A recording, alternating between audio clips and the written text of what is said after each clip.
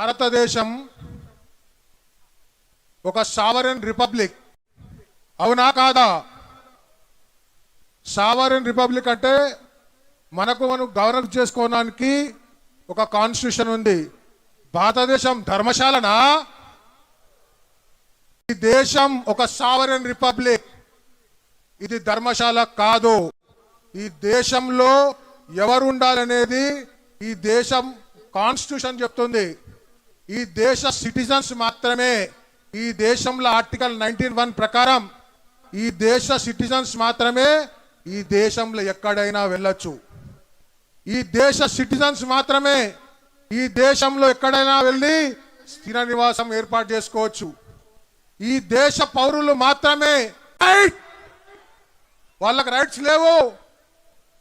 రోహింగ్యాలను ఏడ కూడా ఇండియన్ లాలో రిఫ్యూజీస్ గా డిక్లేర్ చేయలేదు. India United nation refugee convention కి సిగ్నేటరీ కాదు. మన రాష్ట్రంలో కానీ మన దేశంలో ఉన్న ఏ చట్టాలలో రిఫ్యూజీ లేదు.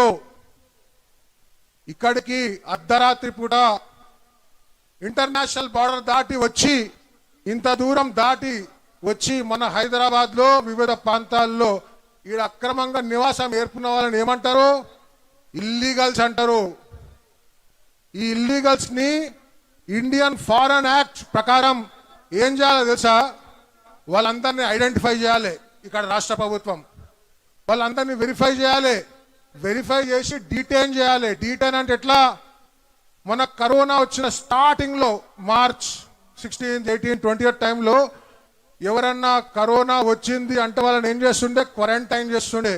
ఒక ఇంట్లోనే పెట్టేసి చుట్టూ బ్యారికేడింగ్ చేసి బ్లీచింగ్ పౌడర్ వెళ్ళి వాళ్ళు బయటికి వెళ్ళకుండా ఎవరు లోపల పోకుండా చూస్తుండే. దాన్ని డిటెన్షన్ అంటారు.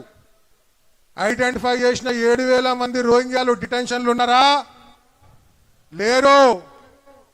రోజు పొద్దున బయటికి వెళ్తున్నారు. చుట్టుపక్కల ప్రాంతాల్లో పోయి ర్యాక్ పికింగ్ పేరు మీద కల్తీ సామాన్లు తయారు చేయడం. ఇదే రోహింగ్యా బంగ్లాదేశీ క్యాంప్లో కల్తీ అల్లం వెల్లిగడ్డ పేస్టు మీకు చుట్టుపక్కల హోటళ్లలో మీరు తినే బిర్యానీలు అనుకునే బిర్యానీలల్లా ఈ రోహింగ్యాలు తయారు చేసిన కల్తీ జింజర్ గార్లిక్ పేస్ట్ అమ్ముతున్నారు. బిజినెస్లు చేస్తున్నారు. ఆధార్ కార్డులు ఉన్నాయి, ఓటర్ ఐడి కార్డులు ఉన్నాయి, రేషన్ కార్డులు ఉన్నాయి. నీకు ఎన్ని కార్డులు ఉన్నా నువ్వు ఇల్లీగల్, మేం లీగల్. కాబట్టి రాష్ట్ర ప్రభుత్వం ఇకనైనా మేల్కోవాలి. మా సభ మీద తప్పుడు ప్రచారం చేయడం బంద్ చేయాలి. ఈ సభ ద్వారా I want to make it loud and clear. ఈ సభ ఏ మతాకు వ్యతిరేకంగా కాదు, ఏ భాషకు వ్యతిరేకం కాదు, ఏ కులానికి వ్యతిరేకం కాదు, ఏ ప్రాంతానికి వ్యతిరేకం కాదు. ఇది కేవలం ఇల్లీగల్స్ కు మాత్రమే వ్యతిరేకం.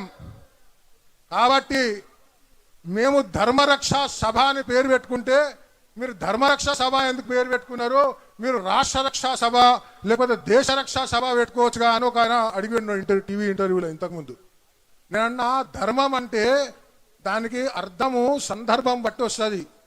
నువ్వు రాష్ట్ర ధర్మం చేశాడు, ఎట్లయితే రాష్ట్ర ధర్మం ఉంటుందో, ధర్మంతో పాటు రాష్ట్ర ధర్మం ఉంటుందో, అట్లనే ఎవరైనా సరే ఇండియన్ సిటిజను వాళ్ళ ధర్మంగా భావించి రాష్ట్రాన్ని దేశాన్ని రక్షించుకోవాలి.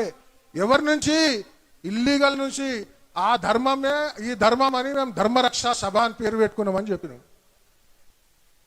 నేను ఒక్కటే క్లియర్గా చెప్పదలుచుకున్నా, ఇల్లీగల్స్ ని వెంటనే రాష్ట్ర ప్రభుత్వం ఐడెంటిఫై చేయాలి, వెరిఫై చేయాలి, డిపోర్ట్ చేయాలి, అంతకన్నా ముందు డిటైన్ చేయాలి. ఇప్పటి వరకు లెక్కల ప్రకారం వీళ్ళ దగ్గర కేవలం రోహింగ్యాల లెక్కనే ఉంది, బంగ్లాదేశీల లెక్క లేదు. ఆ బంగ్లాదేశీల లెక్క కూడా తేరాలి. ఈ సభ ద్వారా యావత్ ప్రపంచానికి, యావత్ భారతీయులకు మేము చెప్పే ఒకే ఒక సందేశం ఏంటంటే, మనం టైం బాంబ్ మీద కూర్చున్నాం. ఈ టైం బాంబ్ ఎప్పుడు వెళ్తుందో తెలియదు. పేలక ముందే మేలుకుందాం. మన రక్షణ చర్యగా మనమే ఈ రకంగా సభలు నిర్వహించుకొని దేశానికి, ఇక్కడ ప్రభుత్వాలకు సందేశం ఇద్దాం, డిమాండ్ చేద్దాం, డిపోర్ట్ చేయాలి. లాస్ట్ ఇల్లీగల్ బంగ్లాదేశీ, ఇల్లీగల్ గా ఇక్కడ నివాసం ఉంటున్న రోహింగ్యాను తరిమి కొట్టేంత వరకు మన ఈ ఉద్యమం ఆగదు, ఆగదు, ఆగదు. భారత్ మాతాకి ధన్యవాదాలు.